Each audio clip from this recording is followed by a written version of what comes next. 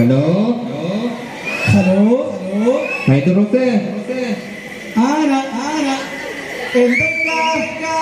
അല്ല എത്ര കാലം കൊണ്ട് വിളിക്കുന്ന ചങ്ങായേ? ഞാനിവിടെ ഉണ്ട്. ചക്കര വേണമെന്ന് പറഞ്ഞില്ലേ? എന്നോട് ഒരു കാര്യം ഞാൻ അന്നേ പറഞ്ഞില്ലേ?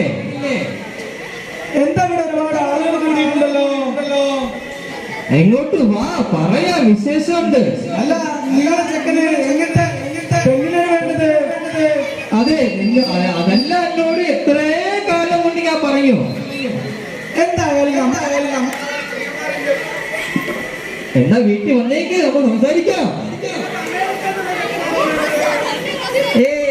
അമേരിക്ക ഒന്നും വേണ്ട, നമുക്ക് മലപ്പുറം മതി. വന്നേക്ക്, വീട്ടിൽ വാ, സംസാരിക്കാം, വീട്ടിൽ വാ. ഹലോ,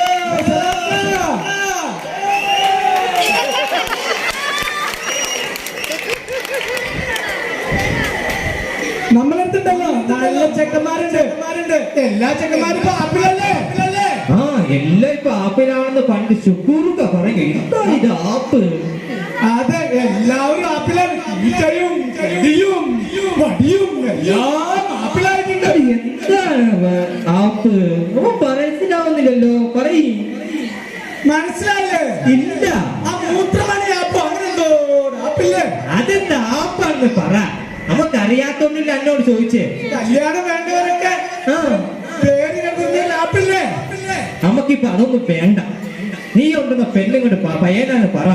ഓക്കെ, നമ്മുടെ അടുത്തുള്ള പയ്യൻ നല്ല വിദ്യാഭ്യാസമുള്ള പയ്യനാണ്. പിന്നെണ്ടല്ലോ, അവര് ഒരു 15 വർഷം സ്കൂളിൽ പോയിട്ടുണ്ട്. ഡിഗ്രി ഒക്കെ കളഞ്ഞിരിക്കുന്നല്ലേ? പിന്നെ 7-3 കൊല്ലം, 5-2 കൊല്ലം, 9 കൊല്ലം, ഫുള്ള് സ്കൂൾ തന്നെയാണ്. സ്കൂള് വിട്ടൊരു കളിയില്ല ചങ്ങായിക്കല്ലേ? നമുക്ക് ആ ചെക്കനൊന്നും ഇങ്ങോട്ട് വിളിച്ചാലോ? വിളിക്ക്.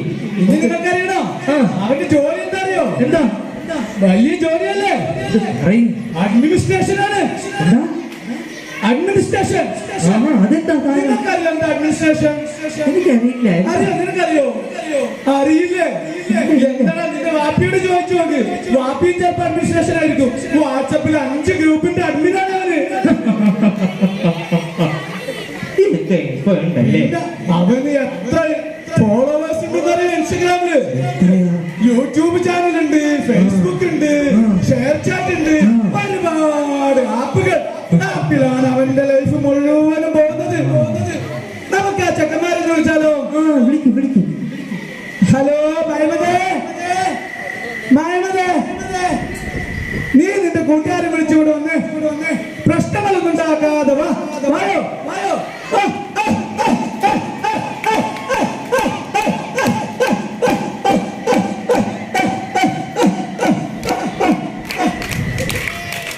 ഇതാണ് നമ്മളെ ചെക്കൻ, സുന്ദരൻ. എന്താണ്, സുഖമാണോ? നമ്മളെ ചെക്കനുണ്ടല്ലോ, അവന് പ്രൈവറ്റ് സ്കൂളിൽ പഠിച്ചുകൊണ്ട് നല്ല വിദ്യാഭ്യാസമാണ്. നല്ല വിദ്യാഭ്യാസം ഉണ്ടല്ലേ? നിങ്ങളൊന്ന് വായിച്ചാൽ നോക്കിയേ. നന്നായിട്ട് വായിക്കും. നമ്മള് പേപ്പർ കൊടുത്തോ ചങ്ങായി മോനെ, ഈ പേപ്പർ വായിച്ചു.